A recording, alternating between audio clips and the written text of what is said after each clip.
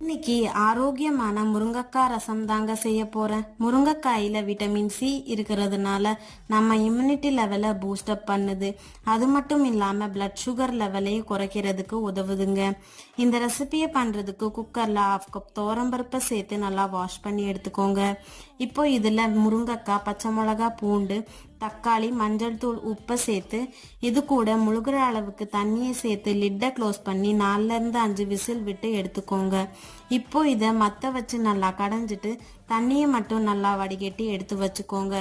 இப்போ இது கூட புளி தண்ணி, வெல்லம், ரசப்பொடியை சேர்த்து நல்லா மிக்ஸ் பண்ணிட்டு ஒரு 10 நிமிஷம் நல்லா கொதிக்க விடுங்க. இப்போ ரசத்தை தாளிக்கிறதுக்கு ஒரு தாளிப்பு கரண்டியில் ஆயில் ஆட் பண்ணிட்டு கடுகு, சீரகம், கருவேப்பிலை, காஞ்ச மிளகாய், இடிச்ச பூண்டு, பெருங்காயத்தை சேர்த்து நல்லா ஃப்ரை பண்ணிட்டு கொதிக்கிற ரசத்துல சேர்த்து மிக்ஸ் பண்ணிங்கன்னா ஆரோக்கியமான முருங்கைக்காய் ரசம் ரெடி ஆயிடும். ட்ரை பண்ணி பாருங்க.